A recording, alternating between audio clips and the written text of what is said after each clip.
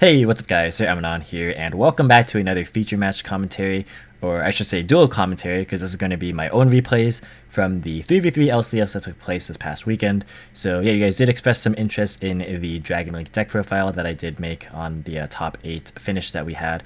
Go ahead and check that out if you haven't yet. But yeah, a lot of you guys wanted to see what it would be like to play Dragon Link in kind of a tournament setting.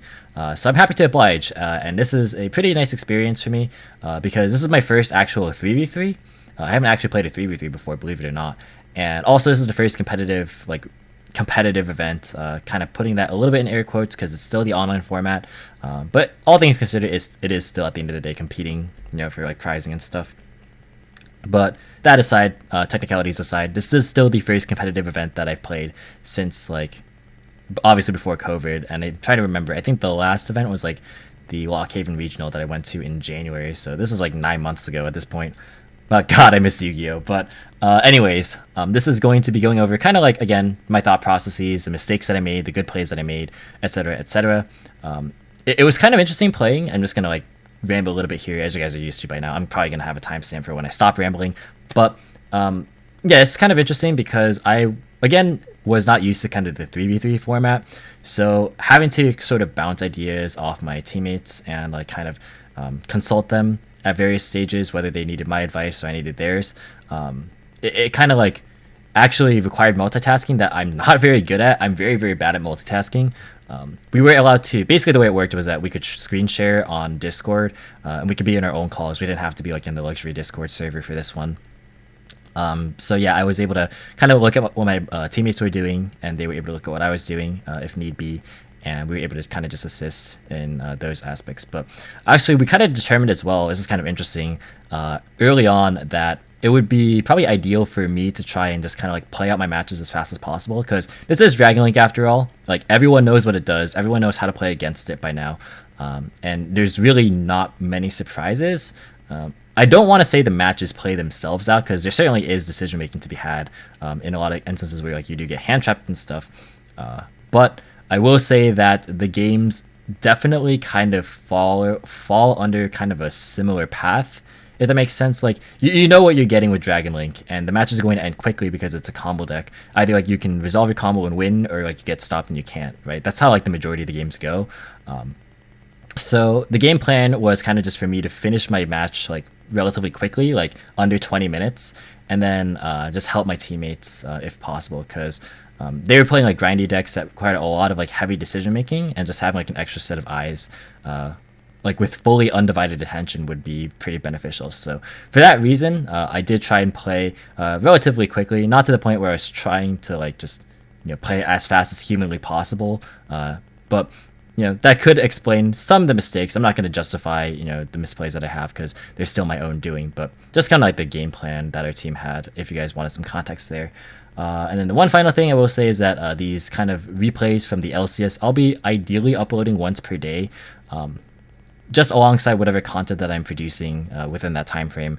And I can't make any guarantees or promises, because obviously school is still a thing, and I am very much busy at the moment, but these should not take that long to kind of put together and record and upload and all that good stuff, because of the fact that a lot of the games were just really not that long, and I either kind of won or I just didn't.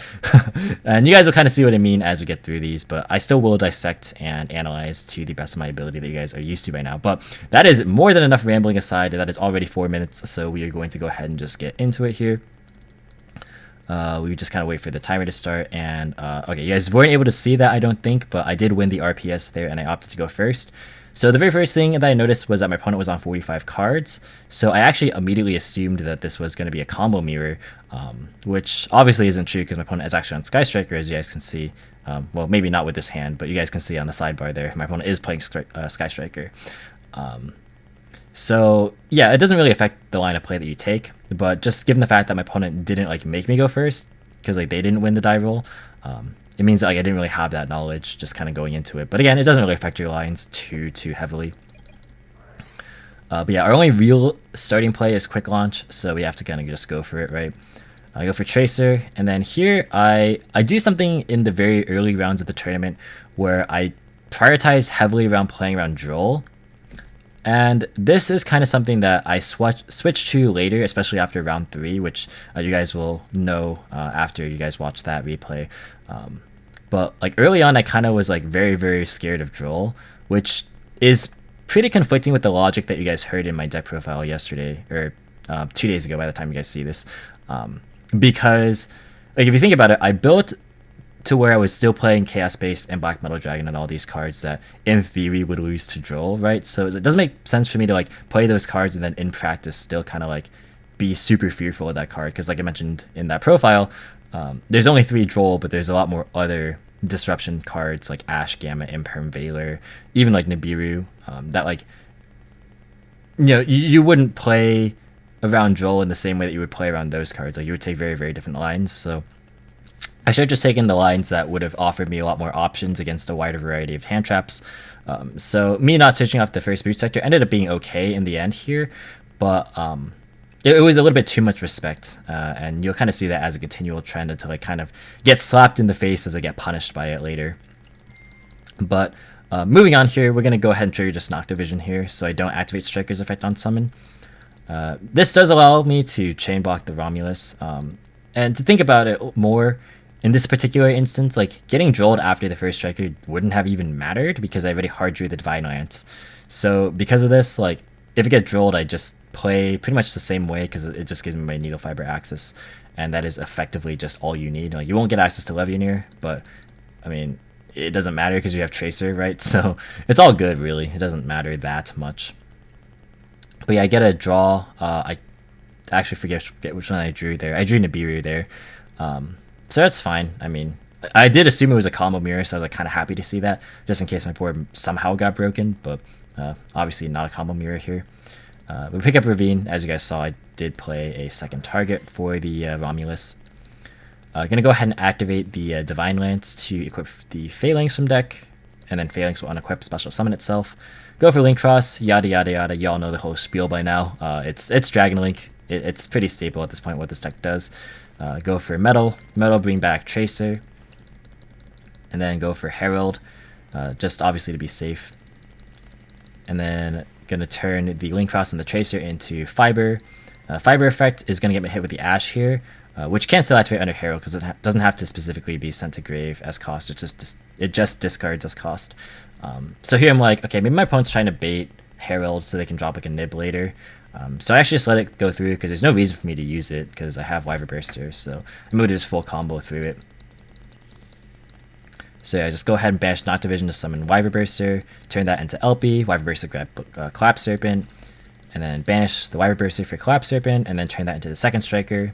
The cool thing about doing it this way is that in the event that you do hard play around Droll, you are at least able to activate the second Striker if you didn't get Drolled, to add this sector here. So that's like a nice little kind of bonus there. If you do the combo this way, as opposed to like LB Pisty. But I mean, most cases, you know, you can do the combo either way. It doesn't particularly matter that much. LB summons Brotar from deck, which is going to get rid of this dead Gamma to search the Levianeer, of course. Banish 3 Darks for Levy. Levy shuffle back, I believe it was the Red Eyes Wyvern here, which is obviously the weakest card in my opponent's hand, so a little bit unlucky there, but I mean, I am getting basically full combo, so I can't really complain too much. Notably, just kind of like a small tip, I banished Tracer prior to making the Pissy to bring back Tracer. That way I effectively end up banishing just 2 Darks instead of 3. Saves you a little bit of resources there. Is a little bit risky if like your board can still get Nibiru or something, so that's something to keep in mind. But if you're suspecting no other interruptions, then that's generally pretty safe to do. Turn the LP and the Fiber into Protector Whelp, then go into Pissy off the Brotar, and then Pissy bring back the Tracer, and then turn the Pissy and the Protector Whelp into Seal, the Levy and the Striker into Union Carrier, and then activate Sector, and then Tracer pop Sector to summon Recharger, go for Savage, and then Savage effect equip and Carrier equip from decks. So notably, I didn't use this Ravine here. I figured it'd be better to use this follow-up. If I wanted to use it, I would have had used it prior to summoning Herald, obviously, unless if like I wanted to maybe like, I don't know, just get something specifically to bring back with Pissy. Like maybe I could like banish the Red MD. But I don't know, wouldn't have been that big of a deal. It only really matters like that Herald's on board if you're specifically trying to send like Absa Router, or like Safer to add back, or Brotar to get engraved, but none of those options were needed for me to combo here, and again, just as a follow-up play, it's nice to have there. So I just held on to it, that's fine. My opponent does draw a Ray for turn, which is pretty decent. It is still not a card that outs the Buster Lock, but it does at least allow some of my threats to be kind of used in the battle phase here. So my opponent goes battle phase, tries to attack over Herald. I'm going to seal bounce it. Of course, Ray can't tag out because of Buster. And then Seal's Graveyard effect is going to summon out Cypher. So yeah, this is like really good follow-up because my opponent is now down a battle phase, so this is likely going to survive unless if my opponent just afterburners it, uses afterburners on it for some reason, in which case obviously just let it go. But yeah, in the event that this survives, which has a very high chance to, I can just go like Carrier, equip Black Metal to it, and then link it to the 3rd Striker, because I am playing 3 Striker in this list, as you guys have seen. And then grab Red MD, and then I also have like Recharger follow-up, and then like say if we can add back Levy, and like do all that stuff. So yep, very, very strong follow-up. Main phase 2, my opponent does try to use Tactics here, just kind of misremembering that it has to be specifically monsters your opponent uses during the main phase, and I did use all that in battle phase. I've definitely made that mistake before, actually even on the channel, so yeah, that can happen, but we did catch it. So instead, my opponent does go for a Terraforming, and he adds Mystic Mine, which is, of course, a must-negate card on my part. Like, I cannot let this card resolve because I'm main decking 0 outs to it, which is possibly going to have to change after the LCS because Dino won with Mystic Mine main decked. So now, like, you have to kind of pack outs to that because Dino already can have a pretty good matchup against this deck, especially in game 1. And like if you just can't out mine, then that really sucks to just have auto losses. So that's something that you're gonna have to consider moving forward in the format.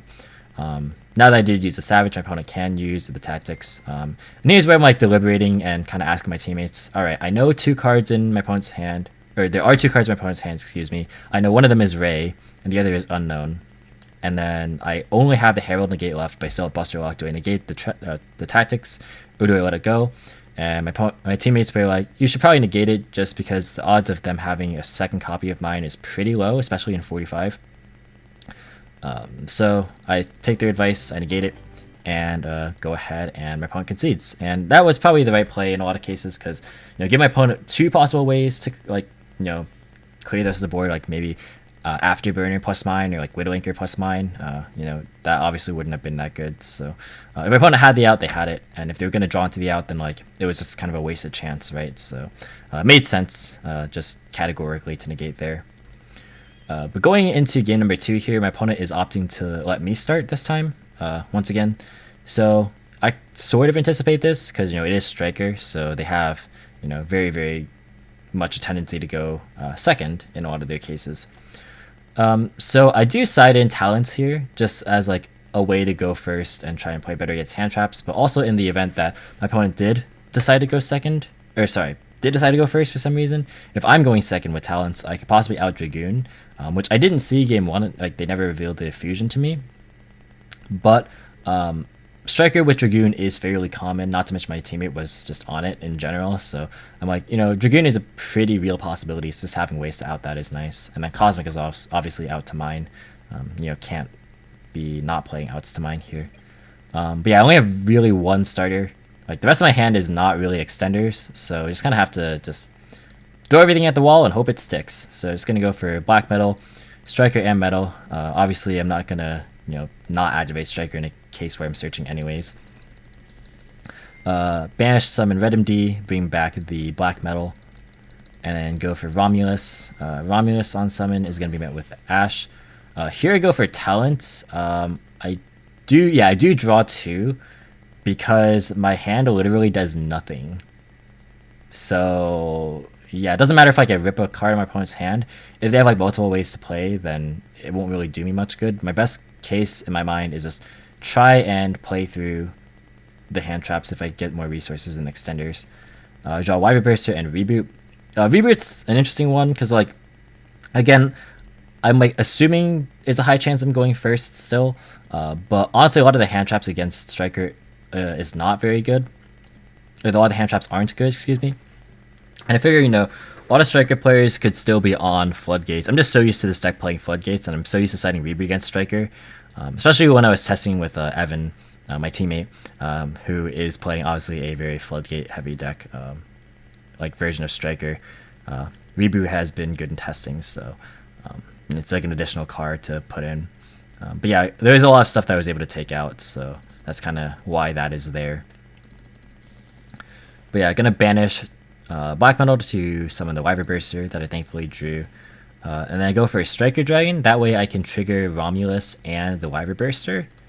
That way I can summon the Phalanx from hand, which gives me the tuner access. So like the other way I could have done it was just try and go straight for the LP line, but I figured I could just try and go for Needle and see where that takes me. And if Needle fails, then I'll still have the arrows to be able to make Striker, or sorry, LP underneath. So this is like another way to force it. Needle, of course, would be after the Link Cross stuff. So yeah, Link Cross gets Ghost Mournered, and here I'm like, oh, I put this Phalanx in a very, very bad zone here because it obviously can't be linked because of Romulus's restriction. Had I put it, farther away from the board, then I could have made LP and then go Protector Whelp. Like I could have put LP under the Link Cross and then make Protector Whelp with the Link Cross and the Striker. But instead I have to kind of do it very, very strangely. So I have to summon the Collapse Serpent and then make a Pisty instead, and then turn the Link Cross and the Striker into Protector Whelp. It didn't really wait. Yeah, it did matter which side I put it on because I needed to make LP in the rightmost zone, like underneath the right arrow of Protector Whelp. After I trigger Pisty here, so Pisty bring back the Black Metal, and then oh yeah, I forgot to take the 900 from Ghost Mourner. But yeah, definitely that is a thing that you have to watch out for, especially if time is a factor. And then turn the Black Metal into the LP, and then LP can go ahead and grab me what I was missing. I grabbed Safer here, just so I can have like another follow-up play in the graveyard while still getting access to Tracer. Because in the end, like it didn't really matter that if I summoned Tracer or Safer as far as like the resources I needed for this turn, but Safer is just an extra thing for next turn, so might as well, right? It allows me to like go for Brotar off of Seal more reliably instead of like having to pick between Brotar and Safer off of it. So it's kind of like minor things to kind of plan ahead a little bit, just in case you were wondering. But yeah, Brute Sector, gonna go ahead and summon the Tracer from hand. And I go to Tracer, pop the Phalanx, just because like I'm not gonna really synchro with it for this turn because I don't have access to the tuners there. It would have been nice if I could like synchro with it and like the Black Metal after I brought it back up Pisty, but obviously Guard Dragon restrictions can't really do that. So yeah, we're just gonna go for a Savage here, and I kind of leave this Pisty on board, just because in the like 5% chance that I don't use Seal, it would still represents another follow-up play, because I could just use Pisty right away. And here I make a mistake of setting Reboot. Very, very big mistake, because it makes it so that my Brotar won't be able to pitch anything like that I would want in the grave, or like that I don't mind discarding, because I definitely do not want to discard this Cosmic because I don't have a lot of negation cards from Mystic Mine right now. So if my opponent's hand is full of like Widow plus mine, or Burner plus mine, or Double Mine, or like Imperm plus mine, it's very possible that my opponent sticks a Mystic Mine on the field, and like I don't want to like Seal, summon Brotar, get rid of Cosmic, just to like try and add Levianeer. Like that just loses super hard to mine. So what I should have done was keep the Reboot in hand and pitch that instead, because like realistically in this kind of scenario, if my opponent did opt for me to go first, they're probably not packing a lot of floodgates. Like this is just in the percentage chance that my opponent did decide to like one-up me and try and go first themselves to put in floodgates. Like I'd be prepared for that. But since that didn't end up happening, it might as well just been a dead card, right? So I should have just definitely kept this Reboot in hand. That was a huge, huge mistake. Like even just setting this, it doesn't seem like a big deal, but it definitely does matter because it denies me access to having both the out to the Mystic Mine and Cosmic, and as well as like getting Levy access. My opponent draws Nib for turn. That's unfortunate. I actually didn't know about that. Or wait, no, I do know about that later. Now I'm kind of like remembering what this match ended up being like. So I actually will eventually know about this Nibiru because it will come up in the next turn. Kind of spoilers, but whatever. So yeah, my opponent starts out with Rhoda. That's obviously fine. Not really gonna stop that. Add Ray, and then go ahead and normal summon the Ray, and then battle phase. My opponent goes to attack. I'm gonna Seal Chain, and and then my opponent has to obviously respond because Seal doesn't target. So we're gonna chain Ray, and then I'm like, I could use Savage, but like that again just loses really hard to Mystic Mine, and even though I have the Cosmic for it, you know, I don't really want to use my negations preemptively when like I'm not really being threatened.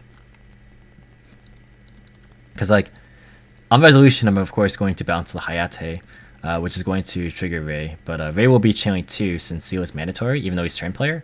So my opponent actually was like, oh no, like Ray's chaining 2, like kind of just saying, oh, it's a bad thing. I wasn't sure if it was like trying to bait me, but in this case, actually, it would have been bad if I did just use Savage on Ray's Grave Effect, because there was literally no follow-up play whatsoever, because obviously Fusion can't be used at this point. So had I negated Ray, you know, given this perfect knowledge, it would have been good, but it's way too risky when you don't know what your opponent has. So especially when you see Mystic Mine in game 1, like you can assume Striker plays Mine because it's kind of just obvious, but you know, when you see it, you know, playing into it would be kind of very, very foolish in my mind. Here's where it's like, oh man, like I really want Brotar to add Levy, and like I would ideally have pitched this reboot, but yeah, big mistake there. Luckily, my opponent actually kills the Pisty instead of the Brotar, which matters quite a lot because my Safer doesn't have really anything valuable to add back. So the only real play I would have been to turn the Brotar into another Striker, and then go for the Recharger play. Like Striker, pop itself, target Recharger, and then summon back the Red MD, and then get back to the races. But yeah, my opponent, I guess, maybe didn't assume that I wasn't playing a third Striker Dragon, because a lot of people are just on yugioh right now. So that might have been my opponent's line of thinking. So yeah, I will happily take the 500 there. It might have been a lot different had I, you know, had I not had access to that line, because like Pisty wasn't obviously doing anything there. Alright, so Kaina is going to target the Savage. Obviously that's fine, you know. It's annoying, but it's fine. And then Shizuku end phase. So my opponent could have summoned, and actually should have summoned Shizuku in the right extra monster zone, like his right, because if you don't do it that way, then your opponent can Red MD back Guard Dragons and combo with it. And because of it's specifically because of the way that I put the Savage here. I guess if I was trying to play around Striker Links, I myself should have put the Savage like all the way to the right. That way it wouldn't have mattered which zone Shizuku was pointing, because then I would have been able to like manipulate zones. But still, it's still good practice to put Shizuku in the right zone, because Pisty, there's no way to enable Pisty. Like you can enable LP, but you can't do it with Pisty. Only if Shizuku is in the zone that it's currently in is Pisty shenanigans possible at this point. So this like would come up a lot like back in Nats 2019 format with like Striker and Salad. You have to put your monsters in the correct zones, otherwise Thunder would kind of just beat you up there. But yeah, Imperm on Shizuku, you know, kind of like when else am I going to use Imperm, so figured I'd just drop it there. And here I get a quick launch, which is like fine. At this point, I'm just it would have bailed me out if my opponent did decide to kill Brotar. But yeah, regardless, I still should have, you know, not had this reboot set. Otherwise, I wouldn't have even had this discussion. Oh yeah, turn into Striker Dragon, and then Striker add back the Recharger. And Recharger brings back the Red MD. And then Red MD summons back the Pisty. And then Pisty can bring back something. It's going to bring back Brotar. And then Brotar, I decided to get rid of the quick launch, because like it's basically another body, but I mean getting another Tracer doesn't really matter that much at this point. So I figured it's better to trade it for Levy in here and still have the Cosmic, just in case this game goes long. Here I'm like, best case scenario, oh that's supposed to be banished. I'm like, best case scenario, I just use the Savage to negate Ray, but I'm like trying to think if my opponent just randomly top ticked the Nibiru, and my opponent actually did manage to do that. And I actually banished three darks to just try and like play for that, like specifically to try to play around Nibiru there. But I end up shuffling back Ray instead, which is again the worst card to hit there, which is kind of unfortunate. My opponent could have chained Nibiru, because I was definitely above 5 summons, because like these 4 on board are 4, and then I made Striker Dragon as well, so that's 5. Go into Sword here, and then Safer, add back Levy. and then just banish any 3 to summon it back. And then I go battle phase, or end main phase rather, and then my opponent drops Nibiru. Obviously I have to negate this, which sucks because that means that I can't game this turn. But it is what it is. Yeah. It kind of be like that sometimes. I do go ahead and just go for as much as I can here. Opponent brings back Ray, beat over with Levy, and my opponent doesn't like tag into anything here. Maybe could have tagged for Hayate if he wants to send a resource, maybe, but wouldn't have been that big of a deal. This kind of just tells you that they're only on one kinda. And then sword attack as well after switching this to defense. And yeah, I go ahead and main phase 2. I'm like, well, Savage might not be enough here. So I decided to just go for a main phase 2 Union Carrier and then equip the Buster Lock and hope that that's enough. And then my opponent draws an Insight for turn. So that actually ended up being pretty good because like the Savage negates activations, and then Red Ice Fusion says you can only activate 1 Red Ice Fusion per turn.